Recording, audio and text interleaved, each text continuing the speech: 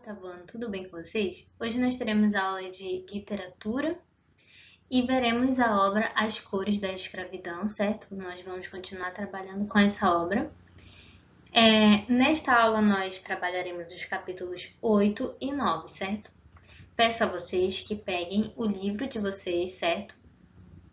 As Cores da Escravidão, porque nós vamos analisar, nós vamos ler alguns trechos e vamos também analisar o livro, certo? Desta maneira. Para iniciarmos este capítulo, quero que vocês abram o livro na página 43, certo? E nós vamos ler esta primeira página, certo? Para começarmos a dar início às análises. Passamos o resto da tarde na derrubada. O João teve sede e pediu água para o sujeito armado, que disse que não era pai dele. Foi o Zé Antunes que deu.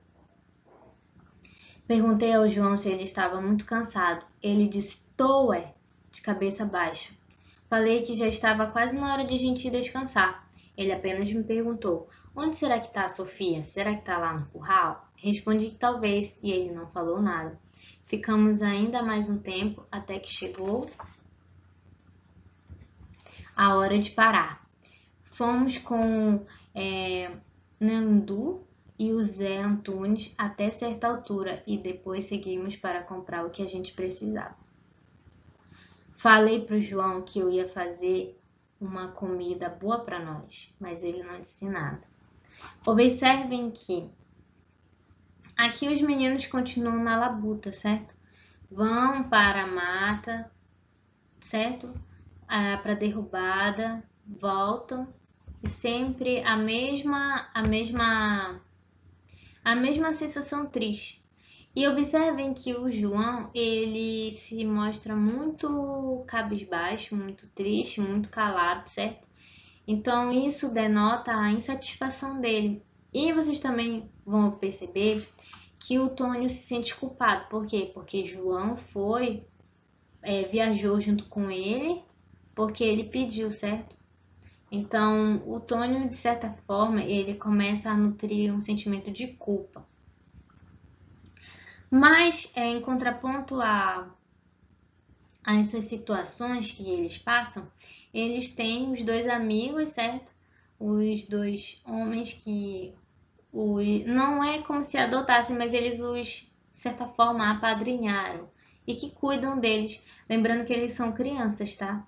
Eles são crianças e trabalham como adultos. Depois de pagar o que a gente precisava, seguimos para o curral. Estava menos sujo que no dia da chegada. Não vimos a Sofia. Quem é Sofia? É a vaca, tá? A vaca Sofia. Lembram lá do capítulo anterior que o João ele sente uma afinidade com a vaca, mas que na verdade nós sabemos que é o quê? O objetivo dele é que ele possa beber do leite da vaca. Então percebam também a situação que eles passam de escassez de alimentos, certo? Uma situação precária. Nosso canto de dormir continuava do mesmo jeito. Colocamos as coisas no chão e fazíamos um fogão do jeito que o Zé Antunes ensinou. Foi fácil, o problema é que a água que a gente tinha no curral não era boa de beber. Mas aí pensei que fervendo matava a sujeira. Tinha visto minha mãe um dia falar isso. Percebam, outra informação, além deles não terem uma boa alimentação, eles também não têm água potável, certo? E observe, novamente, eles são crianças, observem isso, eles são crianças e crianças precisam se alimentar bem, por quê? Porque estão em fase de crescimento. E esses amigos, eles têm uma realidade totalmente diferente. Eles trabalham o dia todo, eles não têm descanso e eles se alimentam mal. E bebem mal também, certo? Por que bebem mal? Porque a água que eles bebem não é potável, ela não é saudável, ela não é boa. Tinha visto minha mãe um dia falar isso. E aí juntei água com o feijão e o sal, coloquei a panela no fogo e ficamos esperando que cozinhasse para colocar a farinha. Ficamos sentados no chão esperando até que ouvimos um mugido que parecia perto. João pulou de pé, dizendo que era Sofia. Então observem que isso foi algo que animou João, que até então estava aqui cabisbaixo, triste. Vocês vão observar que conforme for desenrolando a narrativa, ele vai falar de uma maneira, não é diferente, mas ele vai dar características da Sofia, certo? E que ele reconhece, é como se ele criou uma afinidade com o animal e ele a vê como uma amiga. Percebam que eles vivem uma vida solitária e eles são crianças. E eles não brincam, eles não estudam, eles não estão em sala de aula, eles trabalham o dia todo, eles vivem com adultos que maltratam eles não têm afeto, eles comem mal, dormem mal. Então ele se apega a esse animal e ela também é uma fonte de alimento. Porque vocês vão observar que ele bebe, ele mama na vaca, certo? Então observem como é algo que não é correto. Por quê? Porque se o gato tanguá ele perceber que eles estão fazendo aquilo, eles serão severamente penalizados. E ao final, eles acabam mudando de lugar. Eles saem do curral e vão para o acampamento, certo? Então, até aqui nós vimos que os amigos deles, certo?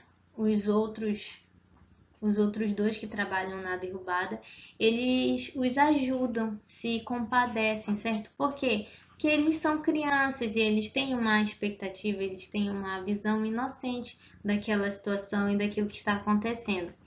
E lembrem-se também que o Tônio, ele continua nutrindo o sonho e a esperança de que aquilo vai dar certo, de que ele está trabalhando, ele está sofrendo, mas que ele vai conseguir se tornar um Marquês de Marabá, certo? Mas nós vamos observar no próximo capítulo 9 que ele tem uma desilusão. O Nandu, gente, percebeu que esse nome, ele não é um nome brasileiro, certo? E nós temos uma certa dificuldade de pronunciar a consoante N com uma outra consoante posta desta forma, certo? O Nandu estava fazendo comida e nos recebeu com um sorriso. Se ajeitem aí que fiz comida que dá para vocês, agradecido do fundo da barriga. Ele muda a expressão, agradecido do fundo do meu coração, agradecido com o fundo da barriga. Por quê? Porque ele estava morrendo de fome. E ele foi o mais sincero possível, que ele agradecia muito o alimento que ele ia receber. O Zé Antônio nos ajudou a pendurar a rede que tinha apanhado na venda para nós e em pouco tempo estava tudo pronto. Eu e João agradecemos muito a ele e ao Nilandu. Os homens do acampamento estavam lá na conversa deles e não falaram com a gente. O Nilandu me perguntou pelo feijão e riu quando mostrei a panela queimada. Abre aspas. Não se preocupe que pelo jeito vocês vão ter o resto da vida aqui para aprender. As palavras dele tinham uma força esquisita. Observem que o Tônio começa a perceber que algo está errado. Que ele tem uma ideia diferente daquilo que realmente é aquele local e aquele trabalho, e as pessoas também.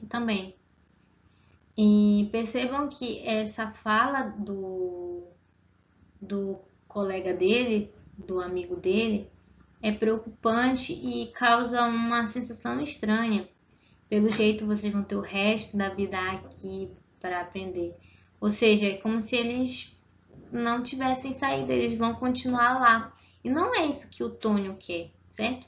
Ele foi lá com o propósito de trabalhar e o que? Se tornar um Marquês de Marabá e voltar para a casa dele. Continuando, página 50. Não quero passar o resto da vida aqui, só vim para enricar, respondi de cabeça baixa. Ele olhou para mim rindo, desencantado. Enricar? Aqui? Não respondi, mas entendi. No sorriso dele, o real, o sonho e as descombinações. Eu não era o Marquês de Marabá. Não ficaria rico e gato nenhum teria. Era tudo uma vez. Observe que ele vai ter o quê? Uma desilusão. Agora o Tônio, ele percebe que a realidade dele é outra, aquela realidade é uma realidade diferente daquilo que ele almejava e que ele está preso, que ele não tem outra opção a não ser continuar. E sempre persistindo, ele é uma criança e ele está levando uma vida muito, muito sofrida e uma vida que é diferente daquela que ele esperava, é além da mentalidade dele, do que ele conhece, do que ele sabe. Então, e isso é intensificado também, esse sofrimento é intensificado porque ele é uma criança analfabeta. Então, tudo é muito mais difícil. E ele é inocente. A inocência, ela está o que ligada à infância, certo? Ele não tem maldade, ele não vê maldade. Então, tudo isso são fatores que potencializam o sofrimento dele e que ele é obrigado a deixar de ser inocente, começar a perceber a realidade dele, a maldade que existe no mundo, certo? E vocês vão perceber que ele passa mal, certo? Ele passa mal, é como se ele desmaiasse. E aí ele se alimenta e depois descansa, certo? E eles vão e continuam o quê? Seguem para a derrubada. E ele finaliza o capítulo dizendo: o caminho o mesmo, o trabalho o mesmo, o cansaço o mesmo, a tristeza a mesma. Votônia, minha Votônia, se me visse ali com certeza ia ter uma história para contar. Mas não estava. Minha história agora teria que descobrir sozinho. Então, novamente ele vai se apegar à memória da avó, certo? Vai se apegar às lembranças que ele tem de quando ele estava na cidade natal dele, na casa dele, e que a avó dele sempre tinha uma história que trazia um aprendizado, que trazia uma explicação sobre o que acontecia. E isso confortava ele. E essas lembranças confortam ele no que ele se apega para continuar e perseverar, certo?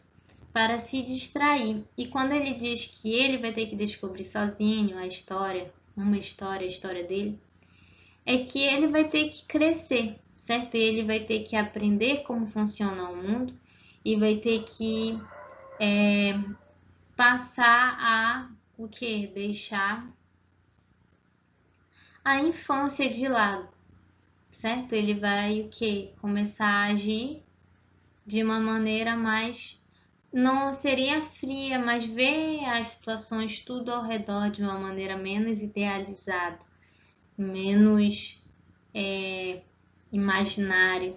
Porque lembrando, ele tinha um sonho, um sonho que para ele faz sentido. Ele é criança, ele idealiza, tudo é muito bonito e é feliz. Ele não entende maldade, ele não tem noção de obrigações, de responsabilidade da vida adulta. Então, ele embarca nesta trajetória, nesta jornada, em busca de se tornar um Marquês de Marabá a partir de uma história que ele ouviu. mas a vida não é dessa forma, certo? E ele descobre da maneira mais sofrida de que não é da forma como ele pensou. Então ele tem um baque. Por que ele tem um baque? Porque ele não, além de tudo, além dele ser uma criança, dele ser analfabeto, dele estar descobrindo o mundo, ele também tem a questão do processo de compreensão de quem eu sou, certo? De pessoa, do mundo e do que ele sente. Lembram lá dos capítulos anteriores em que ele diz que ele não sabe descrever como ele está se sentindo? Não é uma tristeza, mas não é um medo, é uma angústia. Ele descobre depois que aquela sensação é uma angústia. Então percebam o quanto é difícil para ele esse processo de ter que se conhecer, de entender como funciona o mundo e continuar, mesmo assim. E não tem onde se apegar e nem como regressar, só continuar. Então, a partir desses 2 capítulos, eu proponho a vocês a atividade para casa, que escreva 2 parágrafos comentando sobre a situação de Tony e João, ou seja, sobre a fome e a desesperança, certo? E que vocês explanem sobre a chegada dos amigos ao acampamento, certo? Que amigos? Tônio e João. Como eles são recebidos, como eles se sentem, como eles descrevem, certo? Lembrando que o Tônio, ele descreve o acampamento, ele diz que é todos amontoados, mas que para muitos aquilo não podia ser bom, mas para ele era ótimo. Percebam aí também que ele se agrada com tudo. Ele é uma criança e para ele tudo é bom. Qualquer gesto que demonstre, que denote afeto e que dê a ele uma sensação de segurança, de paz, que ele se sinta no meio de outras pessoas, ele vai gostar e ele vai se sentir o quê? Menos triste, menos aflito e menos temeroso com o futuro. É isto e até a próxima aula.